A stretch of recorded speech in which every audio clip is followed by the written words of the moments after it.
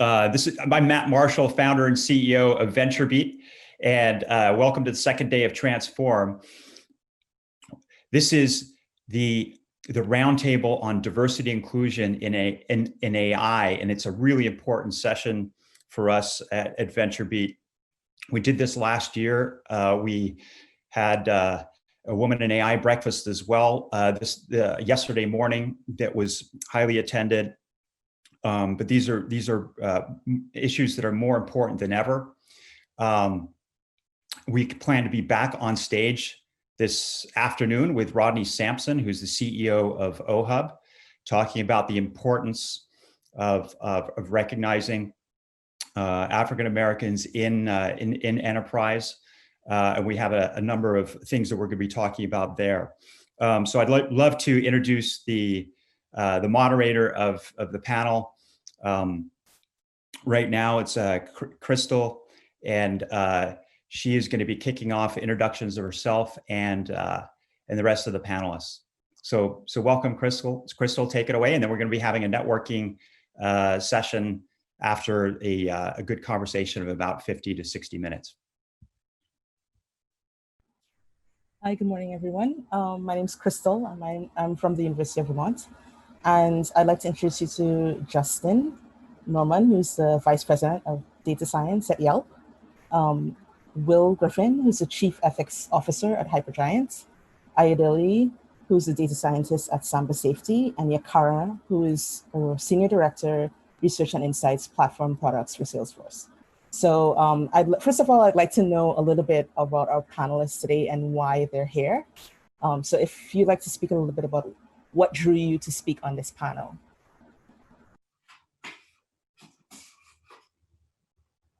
I'll kick us off. So for me, I have been on the receiving end of a lot of these bias algorithms, especially going anytime I'm flying, having the TSA body scanners, having trouble recognizing my hair and being patted down, about taking 15 to 20 minutes extra than everybody else I'm flying with. It's definitely something that I've noticed in my life. So I have been working on solutions to fix these issues because I do see them as well.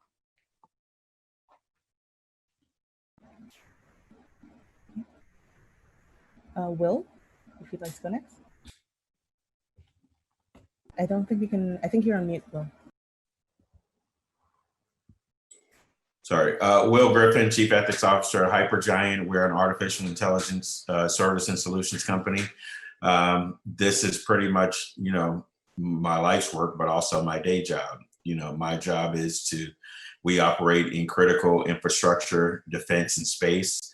And it's my job to help our developers and designers vet each and every AI use case versus ethics and its impact on all of the stakeholders, and we consider society as one of the stakeholders. So I was drawn to this, in particular by our CEO, Ben Lamb, and his relationship with Matt Marshall. Matt reached out and asked if I wanted to participate, and I'm like, great, because this is right up my alley. Had a good discussion with Crystal. We seem like-minded on a lot of issues. I think she's a bright star in our field, and I'm excited to join. Thank you. And Yakara, would you like to tell us a little bit?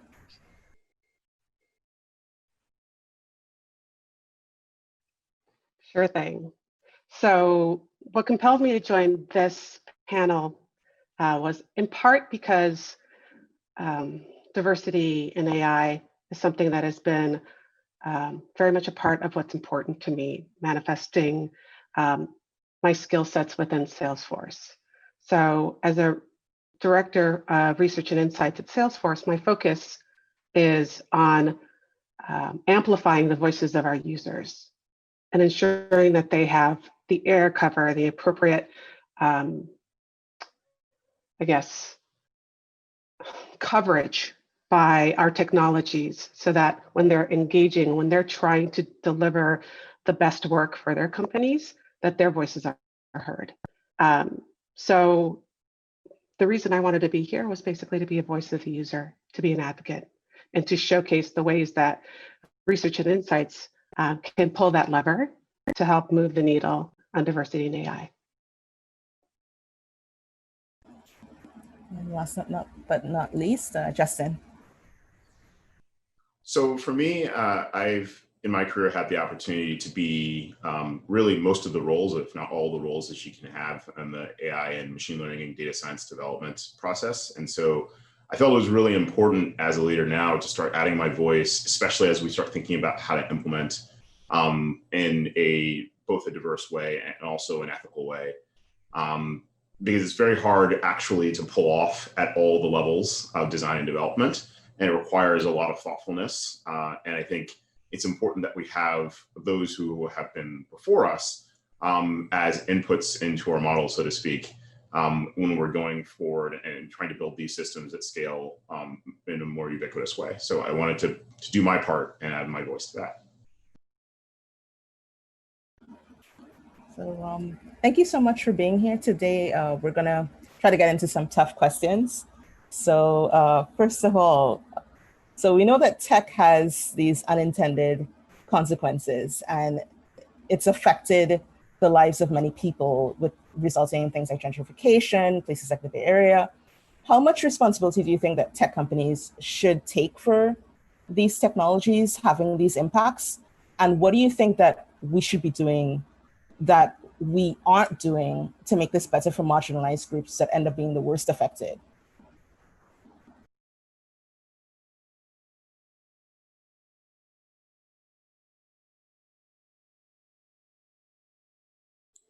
I'll hop in.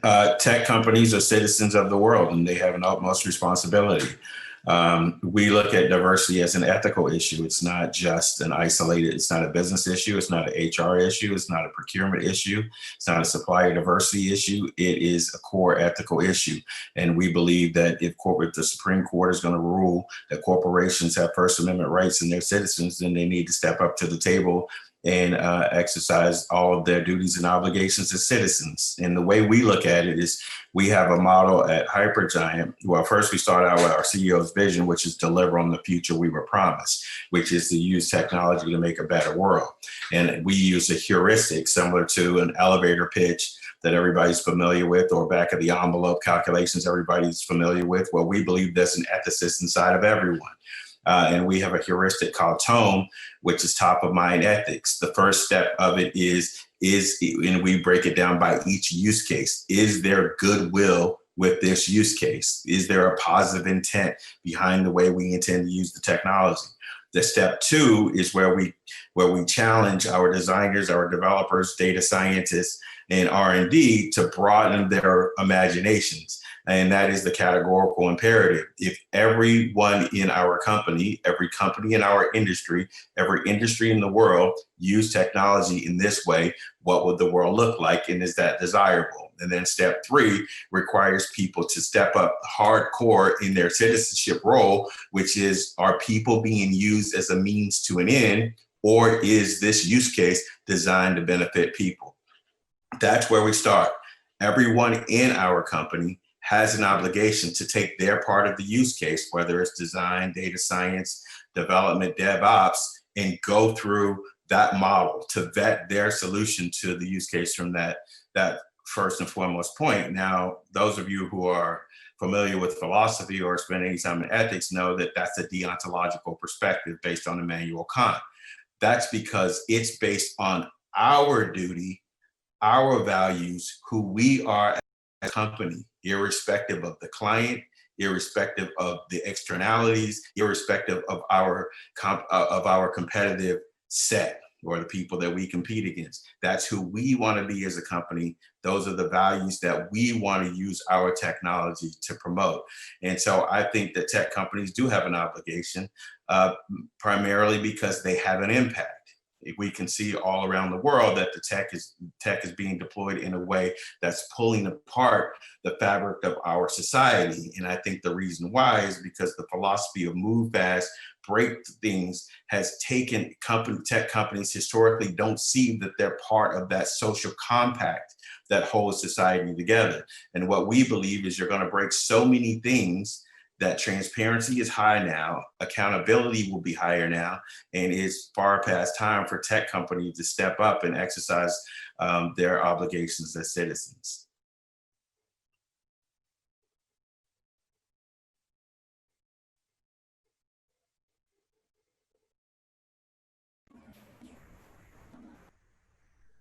So I would only add, and thanks, Will, I agree with a lot of that.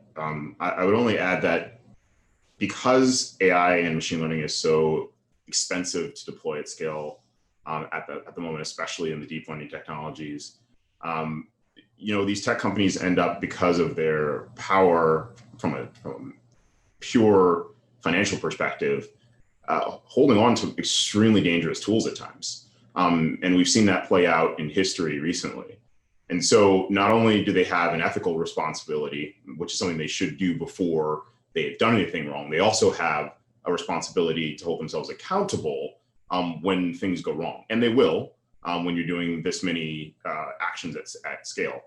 And so one of the things that's really important to me is that as a community, and this is a global community, we don't simply accept that any kind of corporation has unlimited power against us. Any government has unlimited power over us. That's the responsibility of the citizen. And I think one of the most important things that individuals can do who aren't even necessarily practitioners is to educate themselves on the sort of foundations and basics of these technologies, so that when they're presented with a perhaps a dubious or not even an untruth by someone who's taking nefarious action, they know when to push back and when to not support that, and to even give things like their own personal data.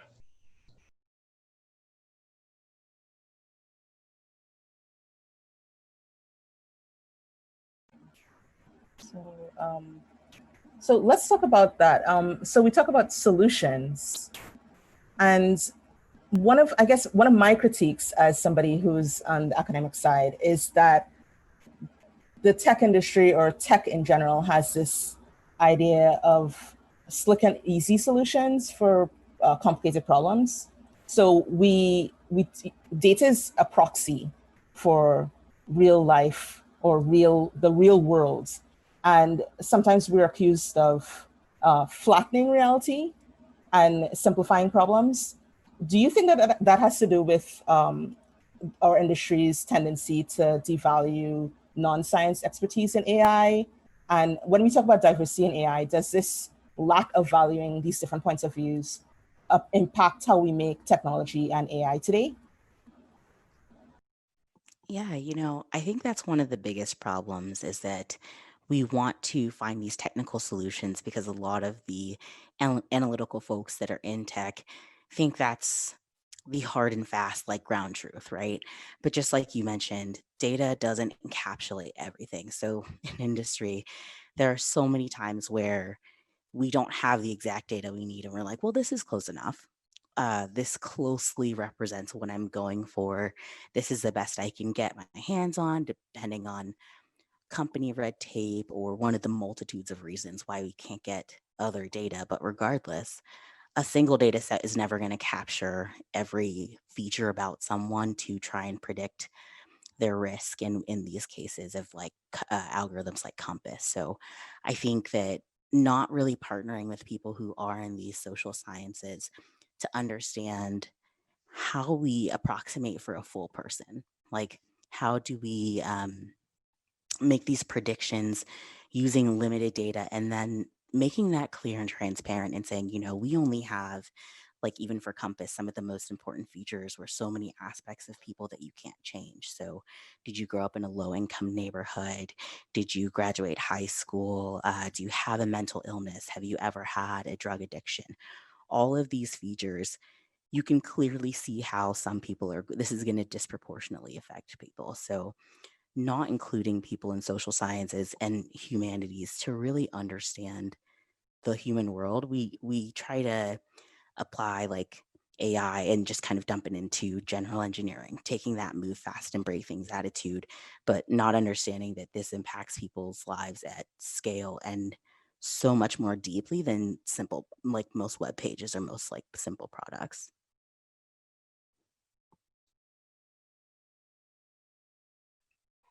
It's interesting to think about historically how we've embraced and delivered technology and say large scale transformations for organizations through tech. And historically, anyone who's been involved with a large enterprise-wide transformation recognizes that a good transformation takes up to 3 years, right? And the model that we're looking at today, what seems to have become the norm, is technology can expedite that. We've gotten so good at it that we can do it in 6 months. We can do it in 3 months. We can do it in a quarter. Why? Because we're motivated by quarterly revenue accountability. And so at the foundation, when we think about the motivations, right? Meeting your numbers, delivering against the shareholders' needs, moving quickly so that you can be competitive in the market. This allows for the time that is needed to be thoughtful when you're building good product, to be thoughtful and to include the voices that need to be in the room, the diversity of thought, the diversity of function, diversity of users, the diversity of data sets. And we're doing ourselves a disservice. It'll end up effectively shooting us in the foot. So we have the opportunity right now to start thinking differently, maybe reflecting on the way that we run our financials when it comes to the startup ecosystem, thinking about the way that we run our large-scale businesses if a corporation is going to be a person, right? That's sort of my perspective with respect to this. Otherwise, we'll continue along the same lines. I don't see change manifest unless we look at the root cause and start changing it there. Yeah, I agree with that completely. I think that when people approach issues of diversity or they approach issues of ethics and the discipline, they don't appreciate the challenge that we're up against, because it is the only discipline that has engineering and computer science is the only discipline that has this much impact on so many people that does not have any ethical reasoning, any ethical requirements, or any training in this discipline. So in medicine, you can always go all the way back to the 16th century in Descartes and the University of Paris when they began to build out medical ethics. And so that has informed the growth and development of their discipline, and it's a requirement for their academic training, and it's a requirement for their licensing. Legal ethics goes all the way back to John Locke when he developed the social contract theory in the University of Oxford in the 17th century. So legal ethics has always been at center. I'm not saying we do a good job. I'm not saying we don't make tragic mistakes. I'm saying there's ethical training in the discipline and required to continue to be licensed. Well, in computer science and engineering, there are no such requirements. So now I'm on the work, and it's interesting because I'm not a tech person. I've mainly touched a lot of stuff, consider myself an entrepreneur, but I would not consider myself a techie by any means.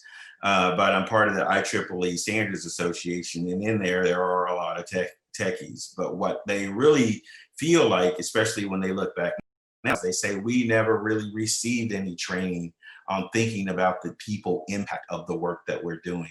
There has never been any requirement for us to do that. And so their discipline has failed them. So when we start talking about diversity within AI, we first have to talk about the question of consideration of people in AI and tech. It's kind of like mobile technology in Africa. You get a chance, the engineering and computer science programs get a chance to leapfrog landlines and go straight to, and good thing is diverse people are people too. So now as we think about it ethically and we think about all of our considerations and the things that we want to do to empower people, preserve autonomy for people, be transparent to people, to have accountability for people, we can now implement into our discipline the idea that we are citizens, that we do have obligations to people, and we do have ethical standards that we uphold. So the challenge is to get the discipline to think about people, period. And then to get the discipline to accept, until there are policymakers or other entities that require it, there's going to have to be a private governance regime. So with us, we started our company, but we also think that our entire industry should do it. I don't know if this is an appropriate place, but I do have some ideas about who would be able to drive this change externally. In an ideal world, it happens internally. let's just say that doesn't happen for many reasons. All of us work in tech. We're very well aware of a lot of reasons why that private governance isn't coming. But I think through contractors, especially the DoD or the government, has a unique opportunity and obligation. And I remember back in 1948 when Harry Truman signed the executive order to integrate the military. When he signed the executive order to integrate the military in 1948, remember, this is 6 years before Brown versus Board of Education in 1954. So that's the court. So it's before the courts. It's almost 20 years before the Civil Rights Act in 64 and the Voting Rights Act in 65. So it's before policymakers. Why did he do it? Because we were in a geopolitical battle and a values battle with the Soviet Union. And it was very hard for us to make the case to non-aligned countries geopolitically that we were the umbrella that they should come under, that they should resist communism, while at the same time, we were proven to be hypocritical in the way we treated not just African Americans at large, but our soldiers in particular who had fought and died for these values and these other freedoms. Well, within that, in 1948, that created the first employment commission, and it created a contracting commission. So it required all corporations who were doing business with the military to also integrate.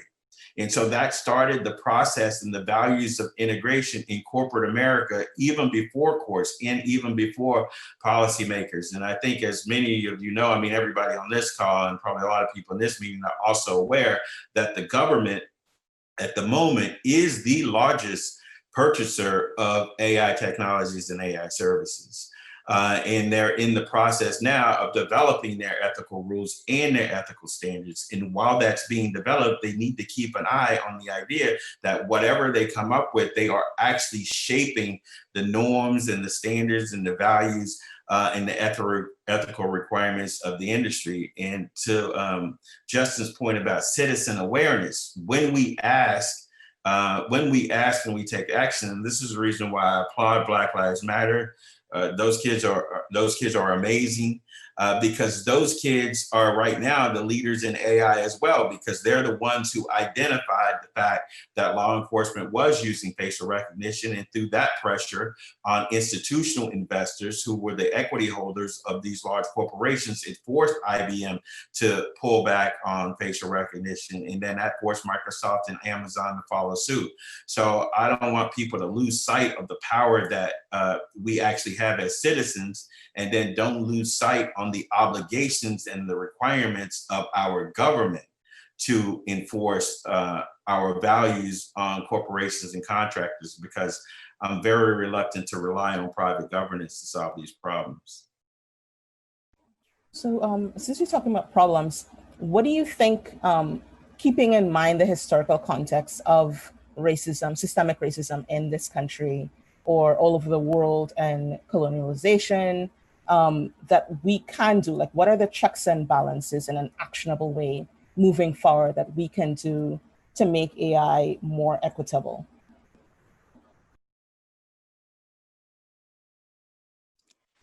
One of the ideas I really like is trying to take some of these biased algorithms and really repurpose them to understand the problems that we may be putting on the wrong kind of institutions. So there's a really good Bloomberg article recently about the Compass algorithm, and it outlined the features, like I mentioned, that were important in predicting risk. And the article basically proposed to, instead of using that algorithm to sentence people, look at the problems that we're putting on the police forces. So things like mental illness. We know that police officers are not trained to deal with people who have mental illnesses. And we understand that's an area that, if we are going to defund the police, we can redirect money to, because we can actually have people specifically trained to deal with these issues. Same thing with drug addiction. Police forces aren't trained to help people in the best ways who are dealing with drug addiction. That's another area we can understand where we're misdirecting some of society's problems in the wrong institutions, and where we can start to prioritize and fund institutions that are specifically meant to deal with these issues. I completely agree. I would also say from a technical, from a developer standpoint, there actually are tools available for model interpretability, and they've been around for a long time. The challenge isn't necessarily always that there isn't the ability to do this work, it's that it's not emphasized, invested in, or part of the design and development process. And in particular, I would go even farther and say that it should, excuse me, should be a go, no-go decision if you can't provide interpretability down to an ethical standard level. And I think that's where we get into the tension between, what's good for the business and what's good for society. And I think what we're going to find now as we go forward past this movement, I really feel like there's going to be some accountability or pressure placed on organizations to not simply just deploy things without the ability to communicate back with the community about how it was developed if it goes wrong. And so that's sort of on us, but on the development process, certainly there are tools. Also, there's quite a bit of research, especially now coming out about the algorithms themselves and the deployment process themselves. And I think it's really important to make sure that we create space for those researchers, many of whom are from underrepresented groups, and where there's a lot of gender diversity, to make sure that those are the leading voices we're listening to when we're thinking about the next generation of design and development in the AI space. If you look at the sort of God, and I unfortunately have to say fathers of what we consider to be modern AI, today, they're almost all white men. And I'm just going to say that out loud. So those weren't the people who developed the mathematical techniques. Those weren't the people who were behind even the computational techniques, but those are the ones that were given voice and given the power to teach how these technologies and tools will be used. And so we have an opportunity today, because there is a confluence of great work that has been done and research that's been done to change the voices so that we have an opportunity to build in a much more thoughtful and ethical and diverse way. And so again, I keep coming back to this notion that we do have some power to adjust this, even if it's a difficult problem.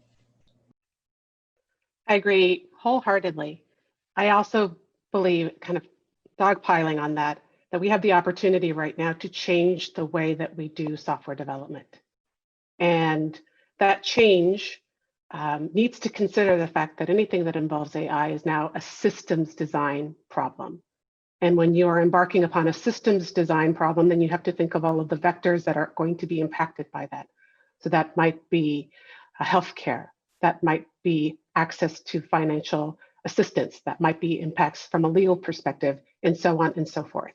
And the tools that we've been using at Salesforce, and that I would be a strong advocate for, would be to increase the discovery and the sort of design time that's allocated to these projects and these initiatives, to integrate things like consequence scanning, like model cards, and actually hold yourself accountable to the findings that are discovered during your discovery and your design time, and to mitigate the risks that are uncovered when you're doing the systems design work.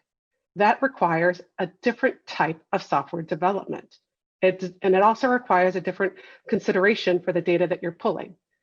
Of course, subtext here is that in order to execute against this, this also means that you have to have a very diverse team that's applying the lens of the end user, the lens of those impacted into that development lifecycle. The checks and balances have to be built in from the start.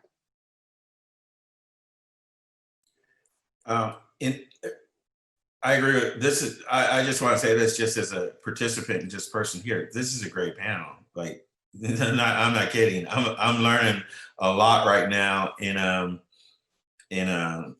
everybody in here is super knowledgeable. So I just wanted to say that I'm actually honored and happy to be here, and I'm learning. Now, the other element of how do we make this change? I think that there are a couple of examples we can look at, and then probably I would say 4 organizations where I feel like the people in this panel could really lend their expertise combined with people who already have voices and microphones. So I think when you look at the campaign of Andrew Yang, he put the issue of what AI is going to do, at least into labor and the employment sector, squarely on the table. That was his entire platform. And he focused on truck drivers and what autonomous driving would do to truck drivers. So I think that he has an organization called Venture for America. that could use the voices in this room. I'm not talking about his political operation. I'm talking about his nonprofit, Venture for America, where it could use the voices in this room and people who are interested. So he has the microphone, and then people here have a domain expertise, and then they would have the opportunity to help him focus on some things that are very specific to their company and their vertical. Because a lot of times that air cover, I think that one of the panelists mentioned that before, makes it a lot easier for you to go into your corporation and say, we need to make these changes when there's pressure from the outside. The second group that I think that people with domain expertise in AI should get involved with is would be the NAACP Legal Defense and Educational Fund, because they're actually real-time litigating these issues. Same thing with the ACLU. I'm not talking politics, I'm talking rights and civil liberties.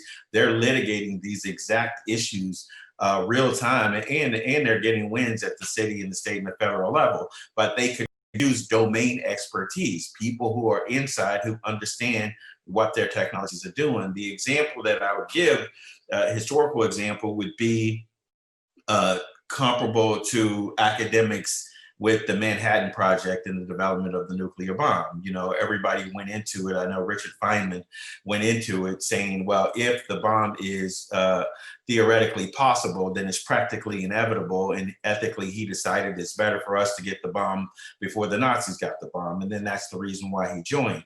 Once after the fact, and he saw the impact of the nuclear bomb, it's like, wait, we dropped on Japan. We got into this for Nazis. Once he realized, you know, kind of the way the military industrial complex at the time used his brain power and the impact of the technology, he became part of what ultimately became the Union of Concerned Scientists. And then academics got involved, and then they began to consult with interest groups, pressure groups, legislative bodies, and help them explain how the technology worked and why it needed to be the most regulated technology in the history of the earth.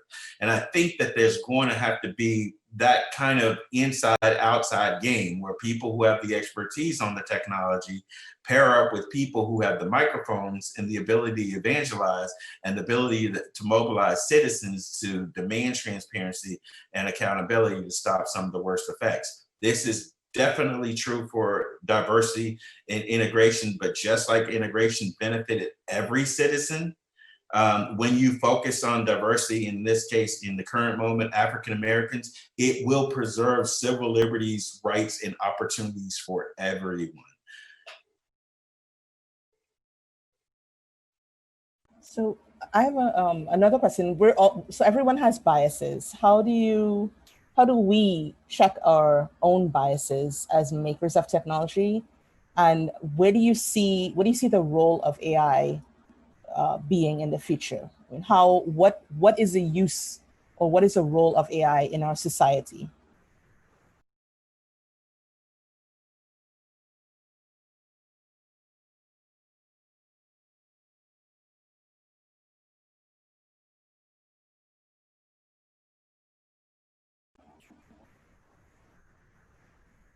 So Justin, do you want to give any thoughts on that? Sure. So kind of starting with the end of the question first, I think that regardless of what we want the role to be of AI in society, it's going to be a major impact probably forever now. So what that means to us is that during, as many people said, during the design process, during the development process, even during ideation, we have a pretty strong responsibility to incorporate learnings from multiple fields. And I think someone mentioned earlier that social sciences, actually is a really great plus up to our skill sets as practitioners and developers. What I found in Yelp in particular is that we have to train ourselves as practitioners. We have to train ourselves as designers and developers. So as scientists, it's easy because we have the ability to just go to archive, look at a paper, bring that into our practice and consider it. For the business, it's been a little bit more challenging because, as we've identified earlier, everyone's trying to optimize for speed. But what we can do as a part of our own power as people who are in the field is incorporate that into our decks, incorporate that into our design reviews, into our code reviews. And so one of the things we've done is that when there's a development process going on and we're going through a CR, you actually have right in the Jira board, it's built in automatically that you have to pass an ethics check and you have to pass a diversity check. And so we do this at each level of the development process. So there's data. So someone with that expertise is going to need to be found. If you're working on housing data and you don't have domain experience there, you have to go get someone who does. If you're working on user information, then you need probably to get someone from user research because that's where their domain expertise lies. As you move forward into the sort of feature design and machine learning testing process, we actually have statisticians as well as people who are closer to the algorithmic side of things who need to add some of those interpretability tools I talked about before. So for example, one of them is SHAP. If you're working on like high dimensional data, so like if you're working on potentially an NLP task, that's something that can give you some insight into actually which features are contributing to what the model's inference task is going to be. So we've got people who know how to read that, and if we don't, we need to go get it. That's actually a requirement for us to be able to deploy, right? And that means Yelp may have to go buy it from someone else's expertise in a consultancy, or we have to hire some people who have that domain expertise. And then, of course, as you get farther down the development cycle, you start thinking about user design, the user's perspective and how they're going to consume this in the actual product. Of course, product research, user research are the ones really leading the charge there. And they have a very specific expertise that's typically more qualitative, but certainly the most impactful because they're the last people before users are going to actually consume it. So that really just is like laying out how many people have to touch this problem and how important that each one of those people have specific domain experience around how these issues are going to impact the product. And if you're thinking this is probably really expensive or this is going to take a long time, I would just point you to some of the recent failures of AI systems around bias in particular. They cost a lot more than implementing this process. Cleaning that up, I promise you it did. And so from an executive perspective, which is kind of where I have the privilege to sit, a lot of my conversations are, hey, making sure when someone comes up with a great idea that we get it into this right workflow, because it's my responsibility to protect the company in some sense from going too fast and from deploying things without these tools in place. So that would be how I would approach that. I'll speak to the bias checking. So I think as a leader, you're responsible for understanding and reflecting and being self-aware enough to know that you have your biases. Full stop. It is also your responsibility to build a board of advisors that keeps you in check, which echoes Justin's sentiment. That board of advisors should have diversity of thought, diversity of perspective, diversity of function, so that your biases can be kept in check.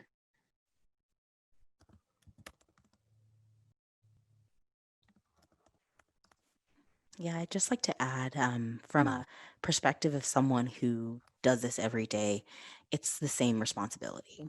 We have to think about this and think about our blind spots.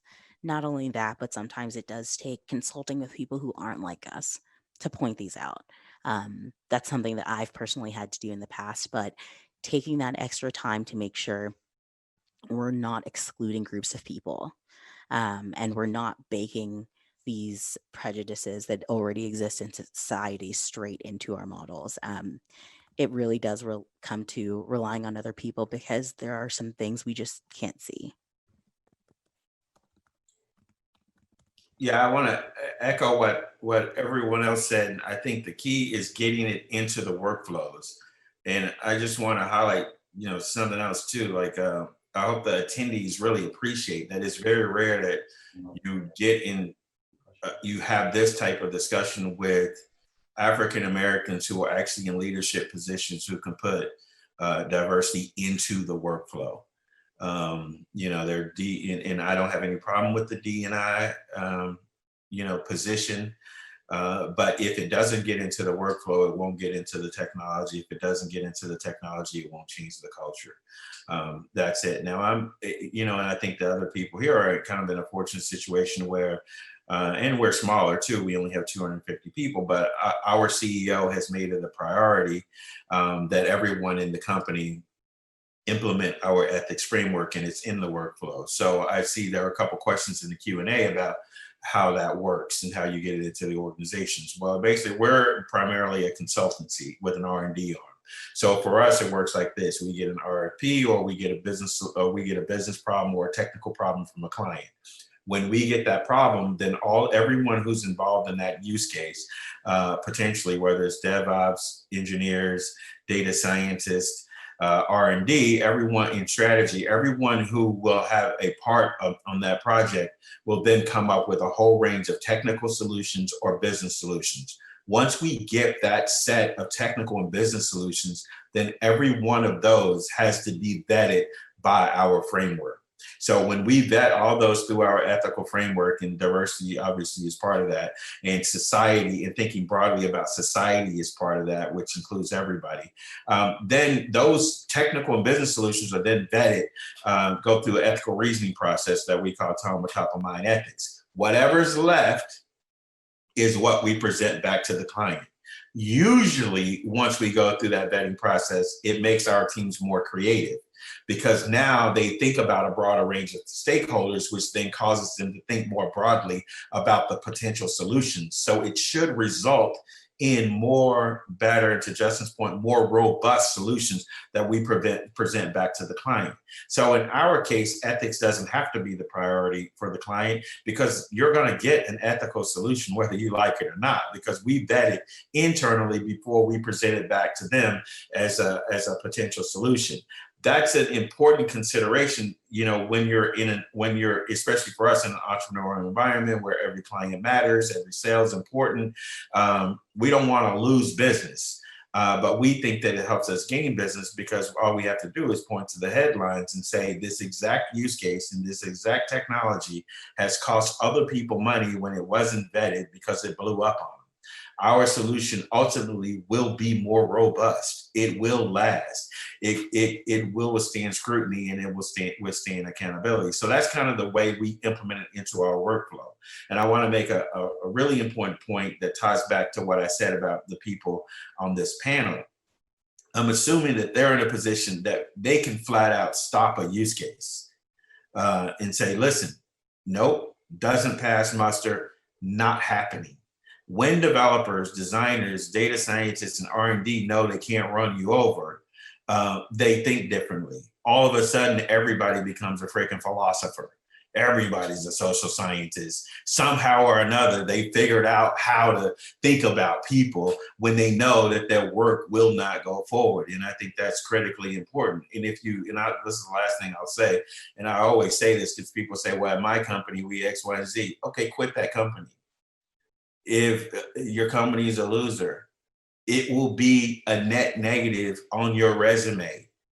All these years and time you spend on that company, you will not be able to tell that story in the future.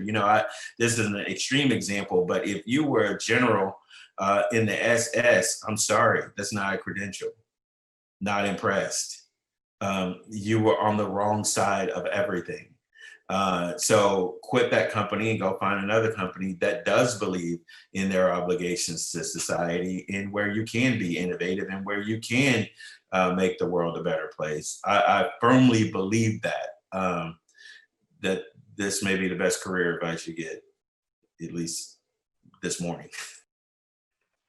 That's wonderful. Well, I would say, just to underscore the subtext there, is if you have a values-driven organization, you're able to execute against this. If you have clearly defined values that you commit to, that you build into the way that you build your product, then you can deliver against this initiative. And another thing that you can apply to this is sort of understanding and recognizing that the guardrails of diversity and inclusion in AI, it's not a boundary, but it's a tool to allow you to be more creative so that you can play in that space. The analog that I like to use is, what is tennis without a fence around it? It's a game of chase, and that is no fun for anybody, right? But once you have the boundary of the fence, you can actually keep the ball in play. And so how do we keep the ball in play? With the boundaries, with the guardrails that we're trying to put into place, with applying ethics to AI. I'm excited for the game. Yeah, I'd just like to add that I feel like one of the really nice and unique parts of working in AI is that typically, if you are in engineering, product tends to directly guide engineering. Whereas with AI technologies, we're able to guide a lot of guide a lot of product as well.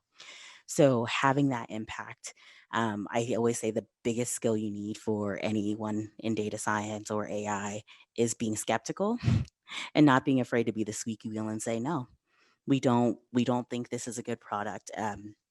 Going forward, we can look at our data and say, this is just going to reinforce our bias and basically use these data driven metrics that every company wants to use as far as making those decisions to guide those decisions in the right direction.